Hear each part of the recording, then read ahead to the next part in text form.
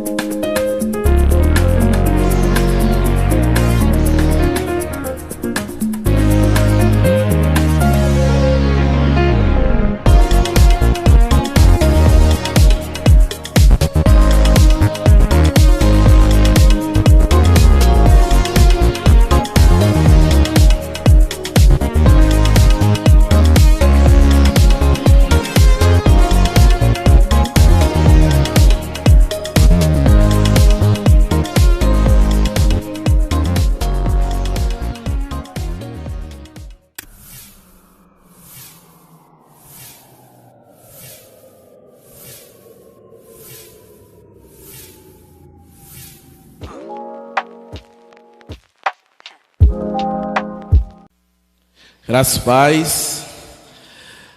paz aos amados irmãos que estão aqui e aqueles que também nos acompanham através desse equipamento de mídia. Que o Senhor Deus continue habitando ricamente nos nossos corações, hoje e para sempre. Amém.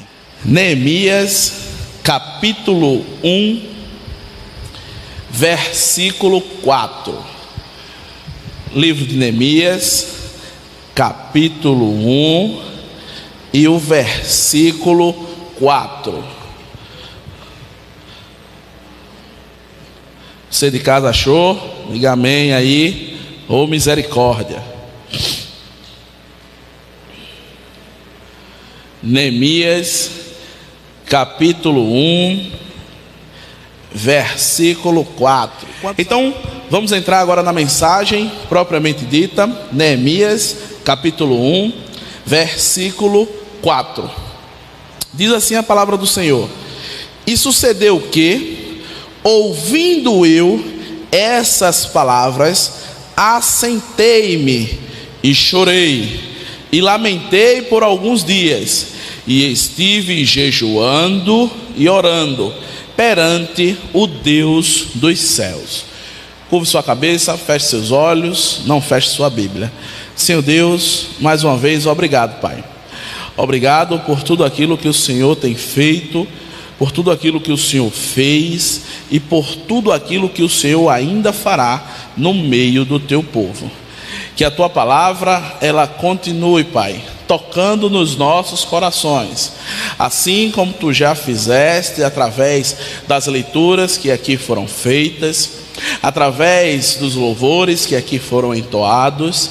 E agora, Pai, entra mais uma vez, permanece nos nossos corações, através da palavra que vai ser pregada, Pai. Que o teu nome, ele cresça, e o meu nome venha a diminuir. Muito obrigado por todos os livramentos que o Senhor concedeu a cada um de nós nessa semana, aquele que vimos e principalmente, Pai, aquele que não vimos. Em nome de Jesus, amém. Queridos, nós vimos aqui no domingo passado que Deus, ele tem uma missão para cada um de nós. Nós vimos aqui através de Neemias, o copeiro do rei, alguém que Deus usou para a sua obra, a sua missão. Então Deus, ele, através da sua palavra, ele nos ministrou no domingo passado que nós tenhamos duas missões. Quem lembra da primeira missão? Se você lembra, coloque no chat. Quem lembra da primeira missão? Ajudar quem? Os miseráveis e desprezados. Aquelas pessoas que estão necessitadas, e não só necessitadas, esquecidas, desamparadas, abandonadas, negligenciadas. Então, a primeira missão que Deus lhe deu foi essa. A segunda missão, tão importante quanto a primeira, foi de reconstruir muros e portões que vão estar protegendo todo o povo de quê? Da condenação do pecado. Porque todos nós sabemos que quando nós morremos, nada se acaba. Quando nós morremos, tudo começa. E aí nós temos uma missão que é levar a palavra de Deus, para que quando fecharam-se os olhos aqui na terra, abram-se os olhos nas moradas celestes. Então, essas foram as duas missões que o Senhor nosso Deus colocou no nosso coração para estarmos executando. Porém, lá em Lucas, capítulo 14, versículo 28, diz o seguinte: Porquanto, qual de vós, tendo desejado construir uma torre, primeiro não se assenta e calcula o custo do empreendimento e avalia se tem os recursos necessários para edificá-la. O que é que esse versículo está dizendo para cada um de nós em relação à missão que Deus nos concedeu? Isso significa que antes de cumprir a missão, antes de executar aquilo que Deus colocou para cada um de nós precisamos nos preparar, nós precisamos planejar, nós precisamos estar equipados, revestidos, para aí sim podermos executar a missão que Deus a cada um de nós, porque missão dada é missão cumprida. Então Neemias, nesses versículos que se seguem, ele vem mostrar como deve ser essa preparação, como deve ser esse equipamento, como deve ser esses ajustes que tem que ser feito nas nossas vidas, para que a gente venha estar cumprindo essa missão com excelência. Então, queridos, nessa noite, a gente vai trabalhar aqui cerca de 3 pontos básicos, que através do versículo 4, Neemias ele nos ensina como nós vamos nos preparar para cumprir a missão que Deus nos deu. Primeiro, no versículo 4, quando Neemias escuta que os portões de Jerusalém estavam destruídos, queimados, que os muros estavam fendidos, que o povo estava numa miséria só, ele faz uma coisa bem interessante. Ele se senta e ele chora. Ele se senta e ele lamenta. Uma coisa que eu pergunto a vocês é o seguinte: Neemias conhecia aquelas pessoas que estavam lá em Jerusalém? Alguém sabe? Não tinha como Neemias conhecer, porque Neemias nasceu no cativeiro. Neemias nasceu na Babilônia. Ele não sabia quem estava lá em Jerusalém. Mas Neemias, ele teve algo que nós temos que ter na preparação da missão que Deus colocou para nós. É uma palavra que hoje tem sido muito negligenciada, chamada empatia. Essa palavra empatia, ela tem sido muito negligenciada nos dias de hoje. Nos dias de hoje tem se vivido muito aquele ditado que diz: farinha pouca, meu feijão primeiro. Nos dias de hoje, nós temos pensado muito na nossa vida, muito nos nossos planos, muito nos nossos projetos, muito na nossa saúde, muito nos nossos bens, muito nas nossas famílias, mas temos esquecido a família do próximo. Temos esquecido aquilo que Jesus ensinou na parábola do bom samaritano, que aquele homem deixou tudo para ajudar aquele que estava caído. Ele não se preocupou se tinha alguém que iria voltar para ver se o camarada tinha morrido e aí ia matar ele também. Ele não se preocupou, não. Ele não se preocupou com o sangue daquele camarada que estava em cima do seu cavalinho ali, do seu burrinho. Ele não se preocupou quanto é que ele ia gastar, porque quando ele chegou lá, ele diz: o que ele precisar, dê, e quando eu voltar, eu faço o quê? Eu pago. Ele deu um cheque nominal ali em branco, para o cara botar o preço que ele quisesse. Isso é empatia.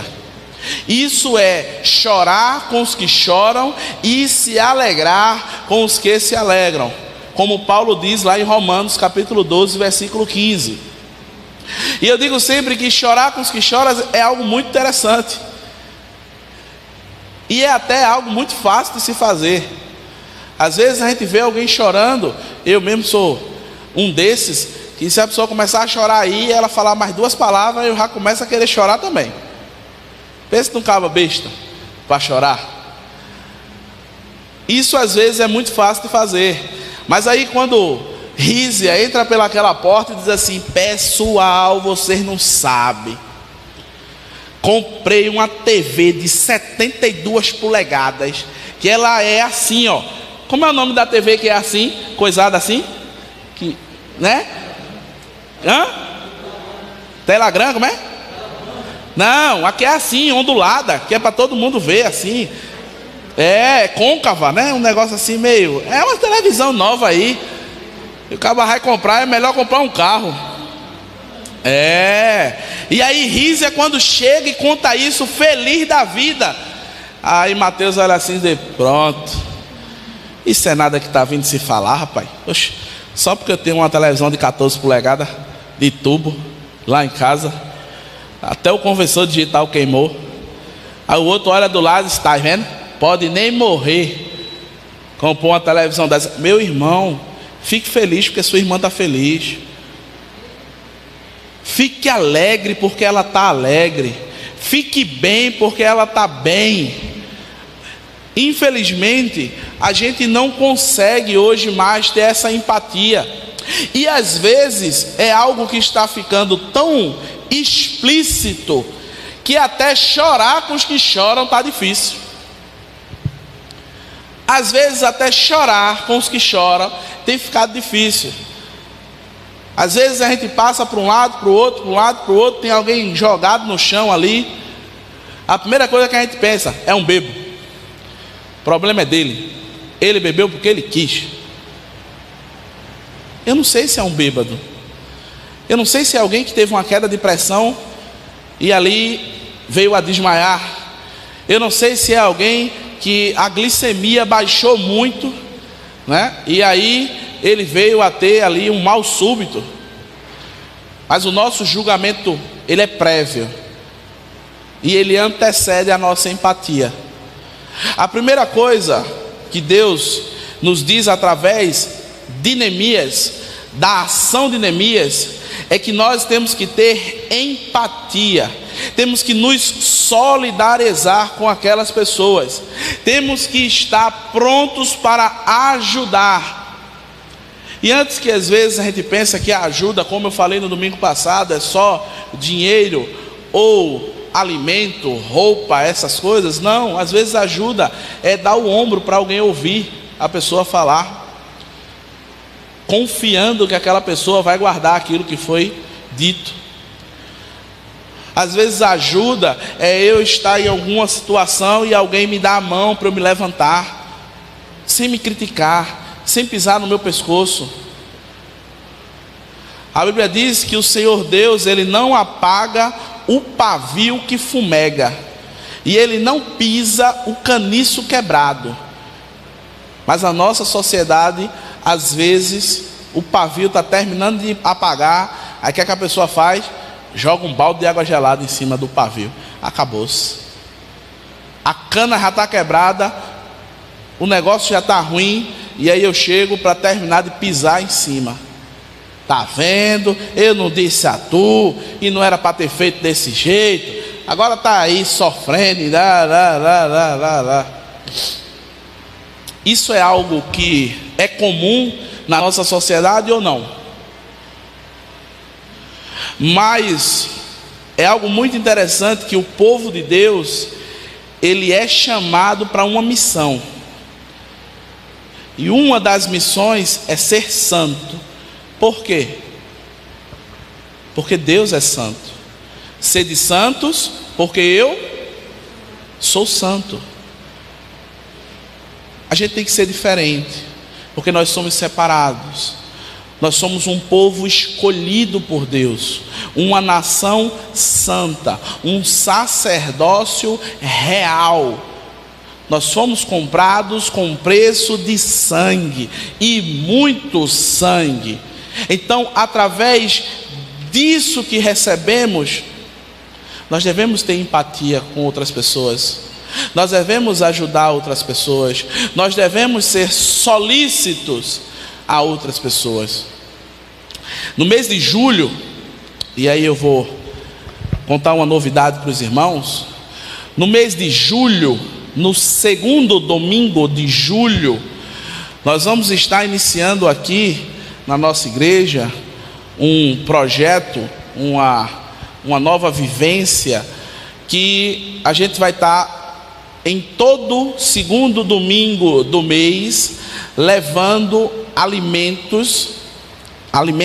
pronto para pessoas que estão à margem da sociedade.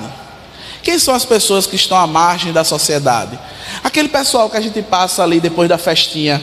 A gente vem da festinha do amigo ou da amiguinha, do açaí, e a gente passa ali e está aquele pessoal no chão, dormindo, embaixo de uma marquise, ali na Praça da Liberdade. Sabia que ele tem? Tem! Não é só no Recife que tem, não. Aqui também tem. Sabe como é que a gente vê? Saindo de casa, indo lá, tendo empatia pelas pessoas, porque foi para isso que Deus nos chamou. Foi para isso que Deus nos convocou. Deus não nos chamou para estarmos sentados num banco durante 20, 30, 40, 50 anos, e as pessoas lá na Praça da Liberdade, no nosso quintal, passando fome, dormindo no chão, às vezes com um cobertor que, se a gente levantar assim, vê o outro lado.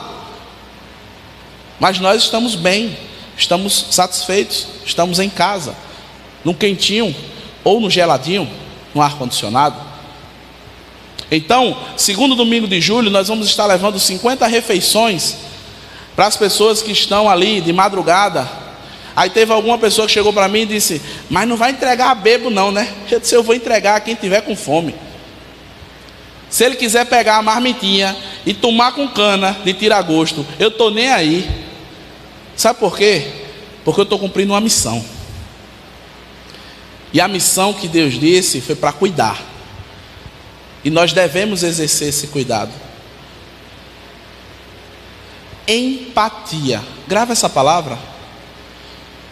Você que está assistindo, grave essa palavra. Empatia. Compaixão. Sentir a dor do outro. Neemias, ele nos mostra que eu primeiro, para cumprir a missão de Deus, eu tenho que me solidarizar. Ou melhor, é solidarizar mesmo. É isso mesmo. O pessoal ali do Aurélio me ajudou. Eu tenho que me solidarizar com aquelas pessoas que estão necessitadas, porque senão eu vou estar mecanicamente só cumprindo algo. Então, a primeira missão que Deus deu a cada um de nós foi passado no culto passado: ajudar os miseráveis e aquelas pessoas que estão totalmente desprezadas. A segunda, levantar muros e portões daquelas pessoas que estão precisando ser protegidas da condenação do pecado. E como vamos fazer isso? Primeiro, tendo empatia por elas. Não passando e dizendo: não, quem vai resolver isso aí é o prefeito daqui de Paulista.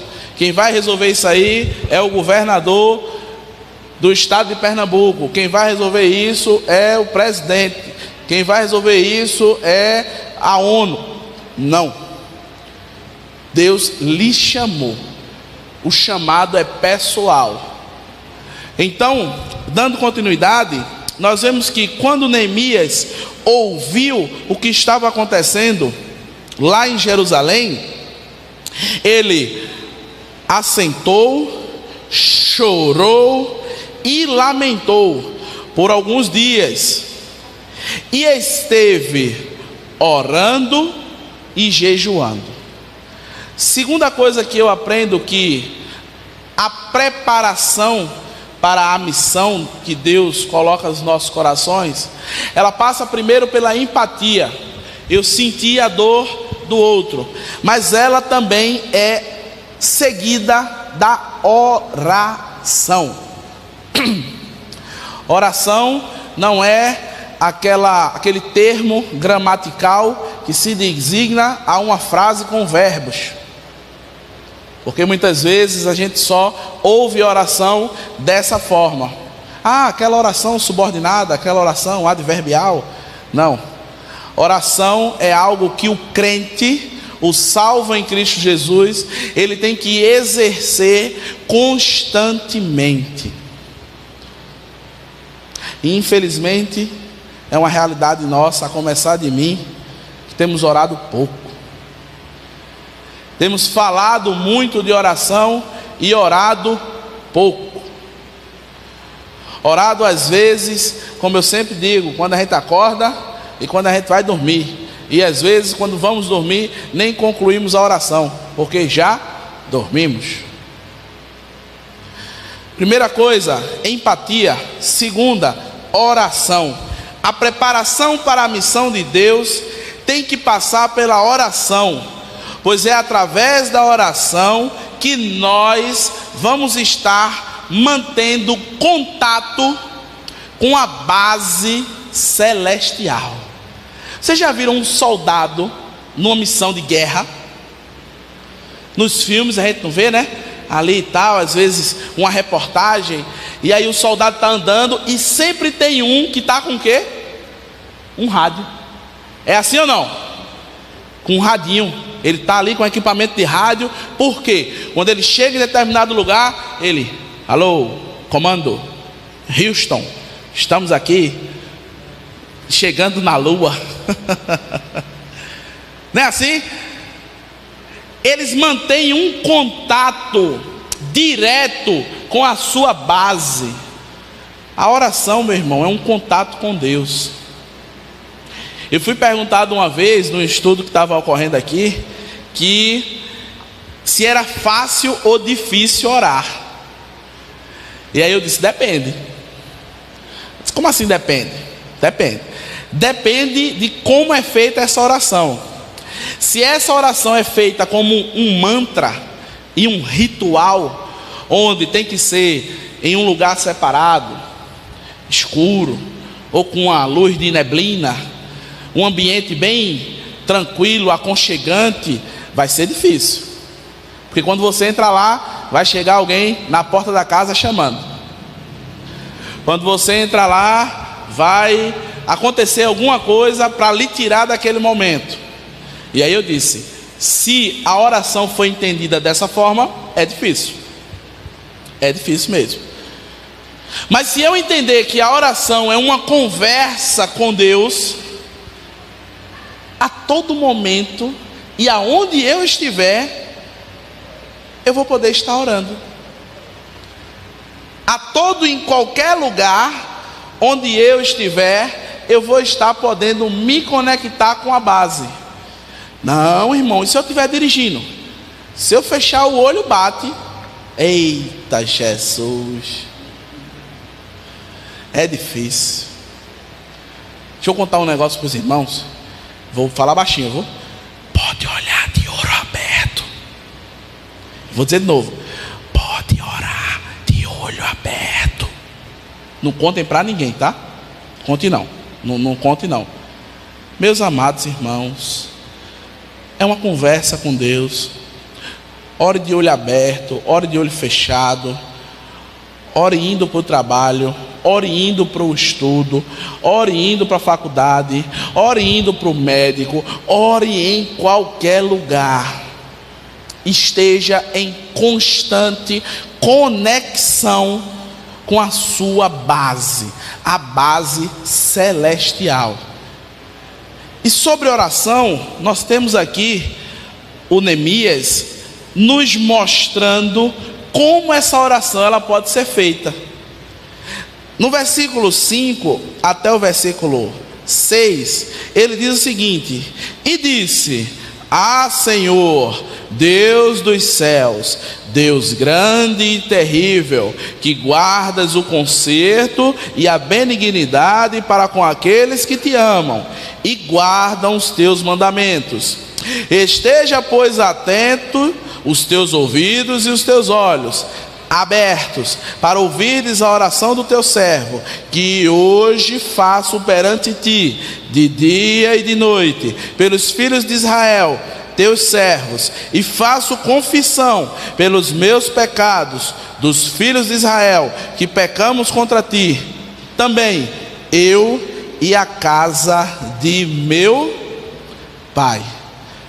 Eu vejo aqui Neemias começando a oração dele, dizendo assim: Deus, manda 1 milheiro de pedra, 100 litros de óleo de baleia, argamassa ali, argila, porque a gente vai construir o muro, né?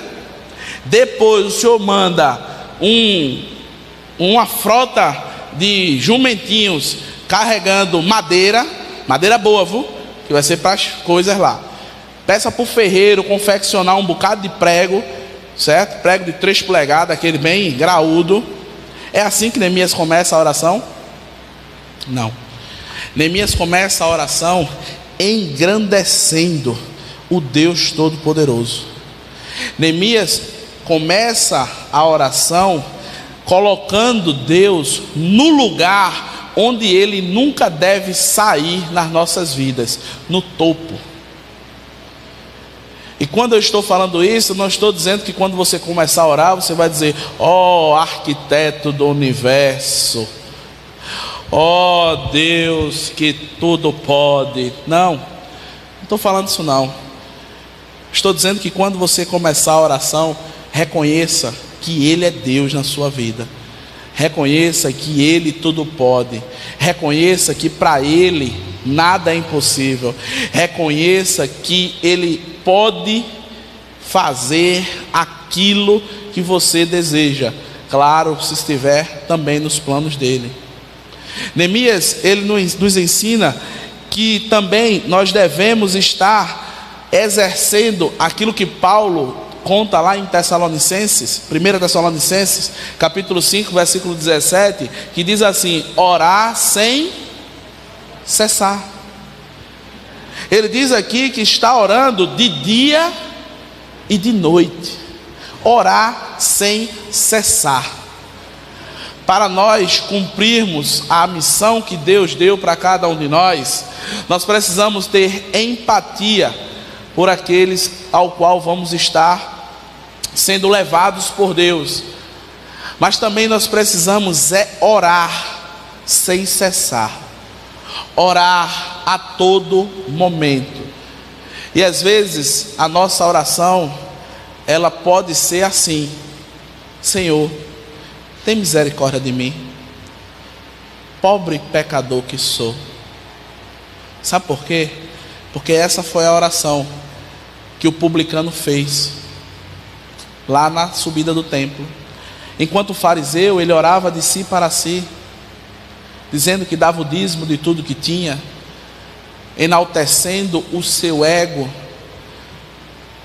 E ao descer, é a oração do publicano que chega lá na base celestial. Então, às vezes nós estamos em algumas situações que as palavras são poucas, mas quando as palavras estiverem poucas, o coração, ele fala muito mais. Quando as palavras elas são poucas, eu olho para o céu e digo: tem misericórdia de mim, pobre pecador que sou. E eu espero com paciência, porque Ele vai nos ouvir e Ele vai se inclinar ao nosso favor. Então, nós vemos que precisamos ter empatia, precisamos orar. Primeiro, engrandecendo o nosso Deus Todo-Poderoso. Segundo ponto, nos versos 7 até o verso 10, tem algo bem interessante, que diz o seguinte: de todos nós corrompemos contra ti, e não guardamos os mandamentos, nem os estatutos, nem os juízos que ordenasse a Moisés teu servo. Lembra-te, pois, da palavra que ordenaste a Moisés teu servo, dizendo: vós transgredireis e eu vos espalhareis entre os povos, e vós vos converteis a mim e guardareis os meus mandamentos, e os farei. Então, ainda que os vossos rejeitados estejam no cabo do céu, de lá os ajuntarei e os trarei ao lugar que tenho escolhido, para ali fazer habitar o meu nome. Estes ainda são teus servos e teu povo, que resgataste com tua grande força e com a tua forte mão. A primeira coisa que Neemias faz quando ora é enaltecer Deus, é colocar Deus no lugar onde Ele nunca deve sair, que é o topo da nossa vida. Segundo ponto da oração de Neemias é que ele reconhece que ele é pó. Ele reconhece que ele não é merecedor de nada. Isso é algo muito interessante nas nossas orações, porque às vezes nós achamos que por algo que fazemos somos merecedores do favor de Cristo, e não somos.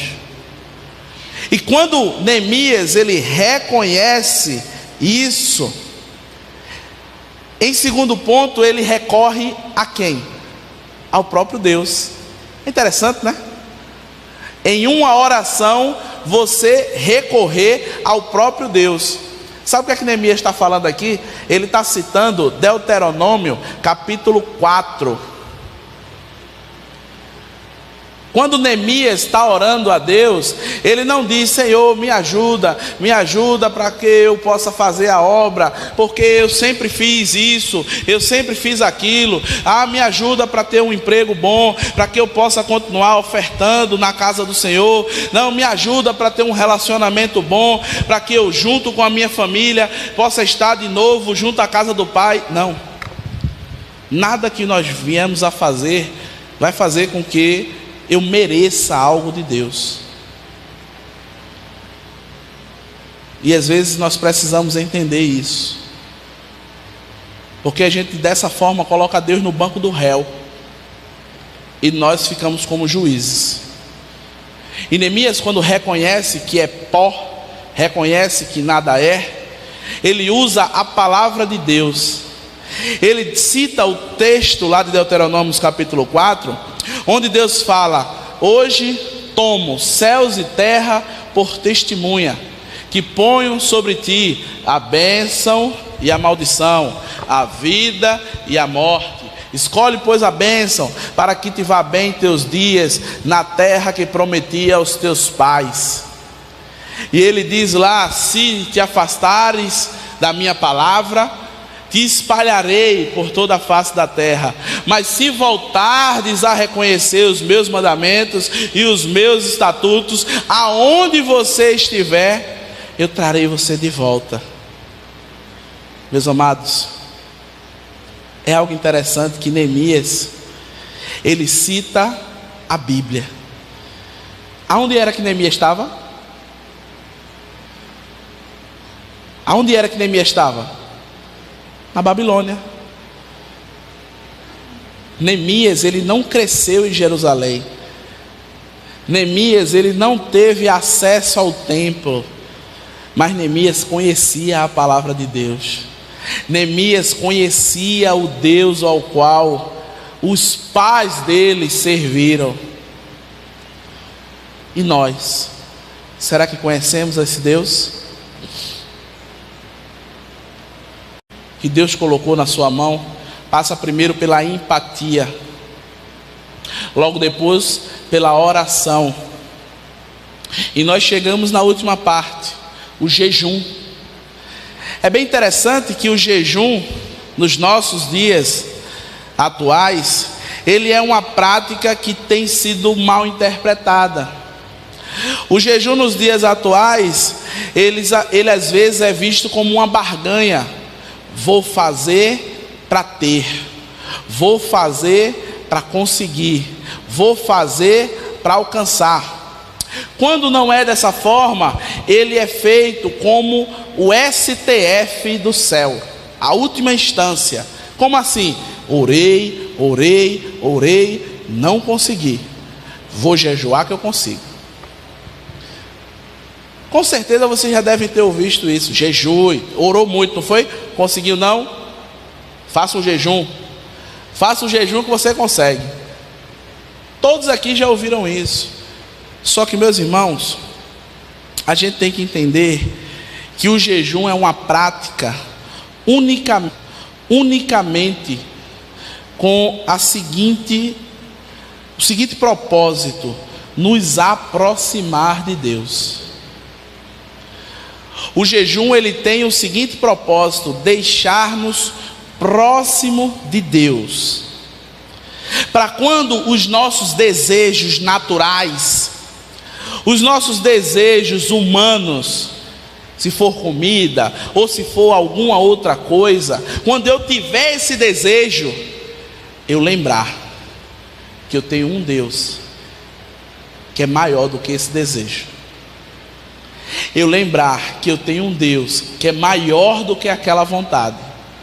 Eu lembrar que eu tenho um Deus que é soberano a tudo e a todos.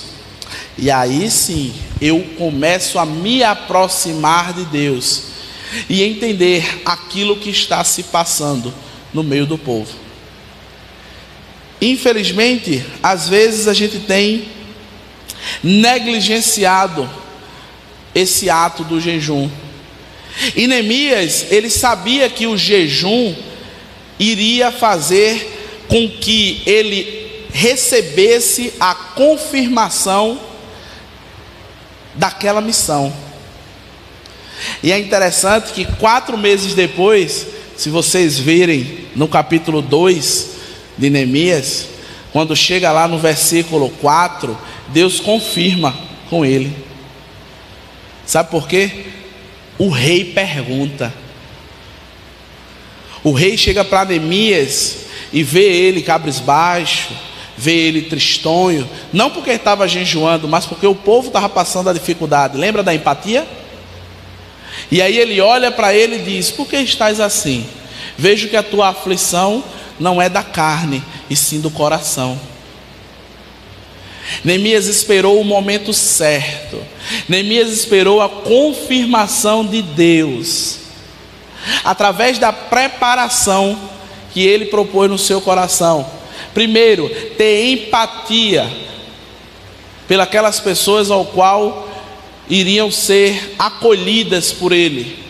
Segundo, ele orou para estar em constante ligação com a base celestial. Terceiro, ele jejuou para estar próximo de Deus e entender que aquilo era um chamado dele e não algo referente ao coração do homem. E aí as portas se abriram. E aí a missão começou. 9 meses depois, Neemias estava lá em Jerusalém.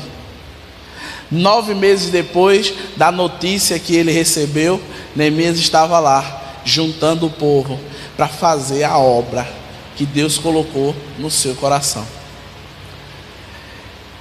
Que essa palavra, ela esteja sendo fixada no seu coração, porque de nada vai adiantar se você ouviu por um lado e saiu pelo outro. Deus nos dá oportunidades de exercer o chamado que Ele tem para cada um de nós. Deus nos dá a oportunidade de estarmos servindo ao Senhor com alegria e apresentando-nos a Ele com cânticos. E hoje é mais uma oportunidade. Se nós cumprimos essa missão, os campos estão brancos. Os campos estão sedentos da palavra de Deus. Logo, para a missão que Deus tem para cada um de nós, nós devemos estar nos movendo de compaixão pela obra, pronto para chorar e pronto para sorrir.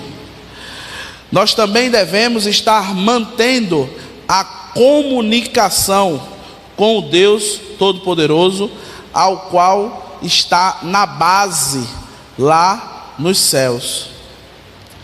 E através do jejum, nós devemos estar dizendo sempre nos nossos corações: primeiro, a vontade de Deus, depois, a minha vontade. Sabe por quê, meu irmão? Porque foi dado a você a graça do nosso Senhor Jesus Cristo. Foi dado a você um favor que nenhum de nós merecíamos e nem merecemos. Foi dado a cada um de nós o direito de, ao fechar os olhos aqui na terra, abrirmos os olhos nas moradas celestiais. E essa graça, ela foi paga com sangue. O sangue que te abraça, o sangue que te purifica, o sangue que te liberta. Através desse sangue você pode dizer: livre sou, livre sou. E você é livre para cumprir a missão que Deus deu a você. Você não é livre para colocar o seu eu acima de tudo e de todos. Você é livre para cumprir o chamado de Deus na sua vida. Você é livre para ser grato a Deus por tudo que Ele fez por você. Você é livre para ter empatia pelas pessoas que estão desprezadas, que estão necessitadas.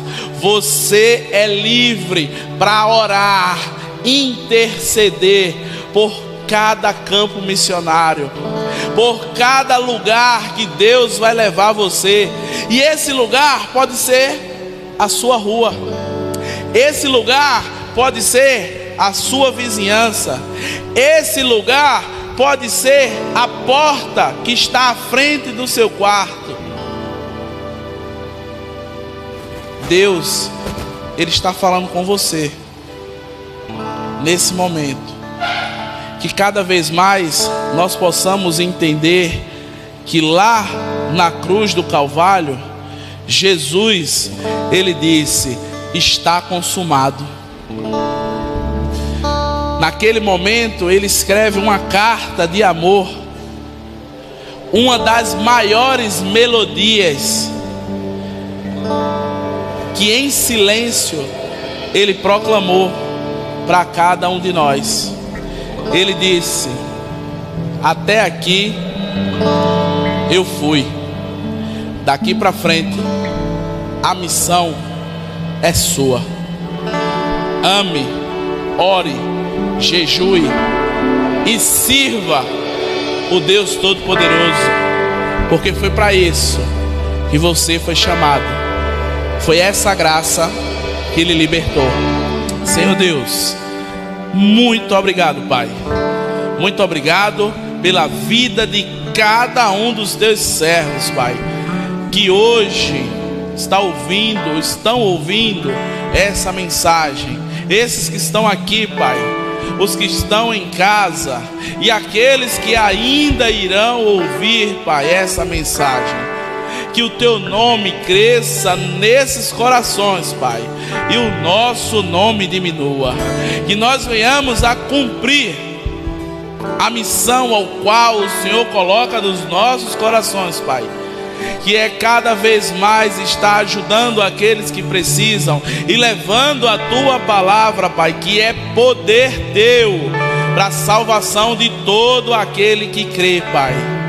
Que nós possamos dar esse passo e cumprir essa missão na nossa rua, Pai, e cumprir essa missão na nossa casa, Pai, de cumprir essa missão no nosso bairro, e assim até os confins do mundo, Pai, se assim o Senhor desejar. Que cada um de nós esteja com essa mensagem cravada no nosso peito, porque o teu sangue nos purificou, o teu sangue nos lavou, o teu sangue nos deu direito a morar contigo no céu.